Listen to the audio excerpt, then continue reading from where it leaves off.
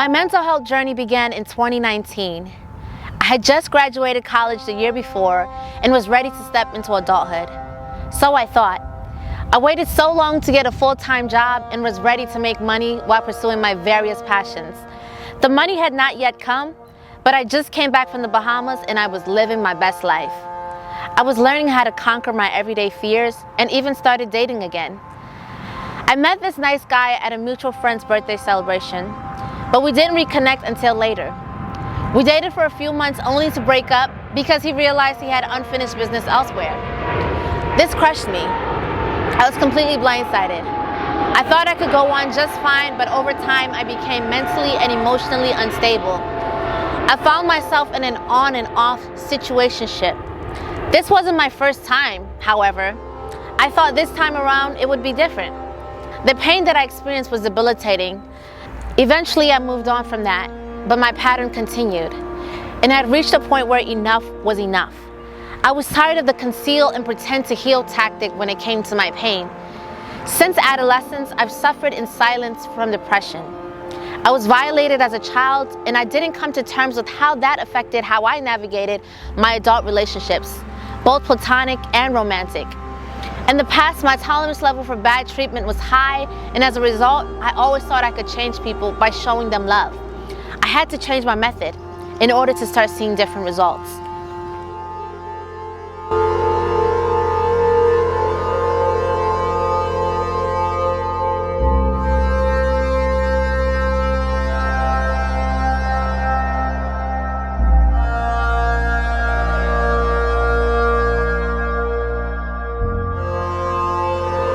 As a remedy is sought after more than therapy. Spirituality is important, and as someone that comes from a Christian upbringing, I don't suggest that anyone replace their faith with therapy. However, therapy is a tool that can be used to facilitate the healing process. It is a bonus. Yes, this is true, being grounded spiritually can aid in soothing the healing process, but even the Bible encourages us to take care of ourselves. 1 Peter chapter 5, verse 8 through 9 says, "Be alert and of sober mind. Your enemy, the devil, prowls around like a roaring lion, looking for someone to devour." How can we thrive spiritually and have a sober mind when it is cluttered with unaddressed trauma? And guess what? Christian therapists do exist.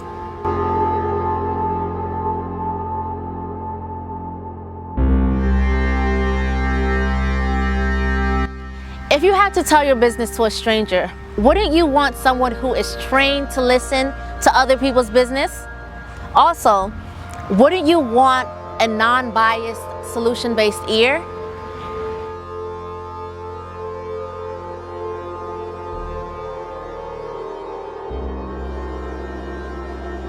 Strength isn't only physical, and as humans, we all, to some degree, have some mental and emotional hurdles to get through.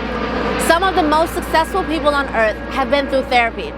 28-time Olympic medalist Michael Phelps, for example, admitted that there was a time in his life where his depression caused him to be suicidal.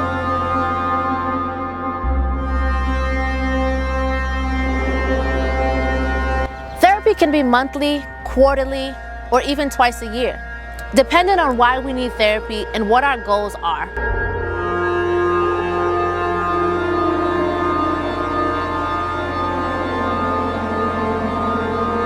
Negative. Since we're not all the same or suffer the same, we require specific treatment. According to the APA, there are up to 5 different types of therapy: psychoanalysis and psychodynamic therapies, behavior therapy, cognitive therapy, humanistic therapy, and holistic therapy.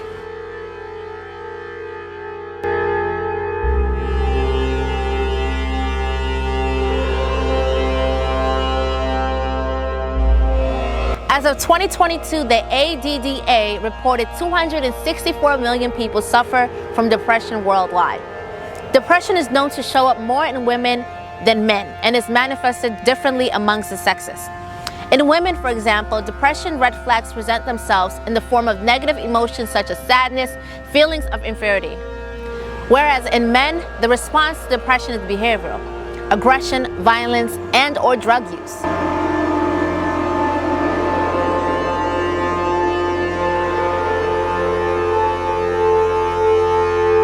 A study done by the U.S. Department of Health and Human Services Office of Minority Health in 2017 revealed that nearly 70% of young African American girls in grades 9 through 12 were more likely to be suicidal than non-Hispanic white girls in the same grades.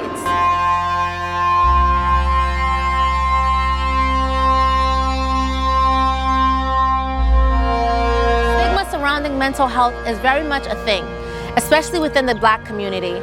Chair and Medical Director of Psychiatry and Behavioral Health at Sibley Memorial Hospital, Dr. Erica Martin Richards, suggests that Black women, in comparison to white women, are less likely to get help, in fact by only half.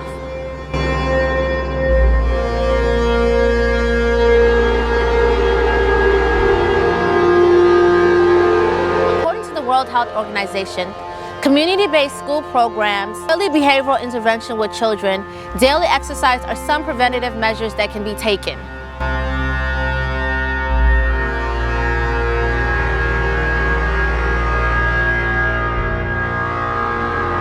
Clinical studies have shown 50% of the people who are new to therapy need a range from 5 to 10 sessions before they start seeing results. By the 26th session, 75% of the patients will start to see improvements.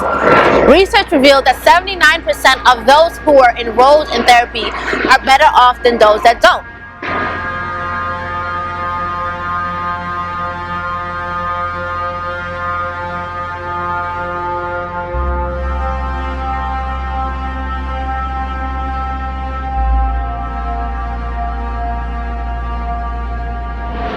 The first step isn't seeking therapy. The first step is being ready and open to receiving it. Before being considered for therapy, my doctor had to diagnose me. In one of my visits, I found myself crying hysterically during my yearly physical. It became a routine on future visits because that was the only place I felt I could release any tears. I was afraid of letting it be known to my family what was going on because I didn't think they'd understand. I was hysterical and emotionally unstable every day.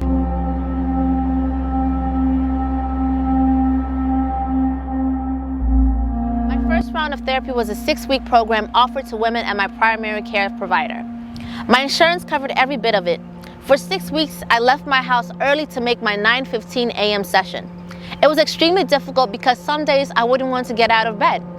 The days I had to go to work were so miserable, I'd hide in the fitting room from time to time just to cry and to get back to work like nothing happened. Therapy not only helped me get through the effects of the heartbreak I was dealing with at the time, but it also allowed me to address the root causes of my depression.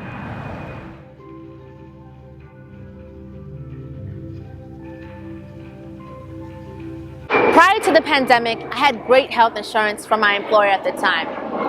Once the pandemic hit, I lost my health insurance and had to pay out of pocket. I remember there was a time that I couldn't afford therapy, but the cost of not having it was more severe than the actual dollar amount. So yes, there were times where I overdrafted my account to pay for my sessions. And I remember seeing an ad on TV for Talkspace with Olympic gold medalist Michael Phelps. At first I thought I'd go on the website and be disappointed because in my mind, how effective can virtual therapy actually be?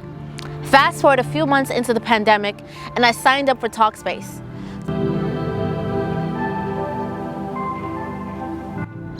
Talkspace allowed me to choose the gender, race, and spiritual background of my therapist. The average cost of therapy in America alone ranges from $65 to $250 per hour.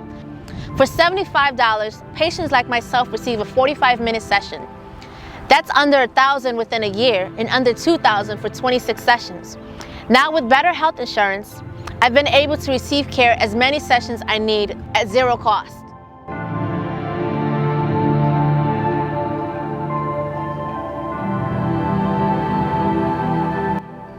Since I've started my journey, I'm more self-aware. I'm able to identify my triggers. I understand what's in my control and what isn't. I've learned to set emotional boundaries. I'm less likely to act out of emotion, and I'm more cognizant of the relationships that I keep.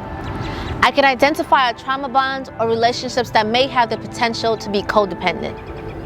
I have a better sense of personal responsibility. However, I'm also learning to show myself more grace. Depression is no respecter of person. So I encourage everyone watching this today to take into consideration the importance of your mental health. Thank you so much for watching. Please remember that mental health is your personal responsibility.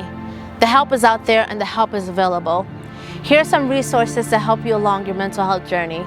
Thank you so much and stay blessed.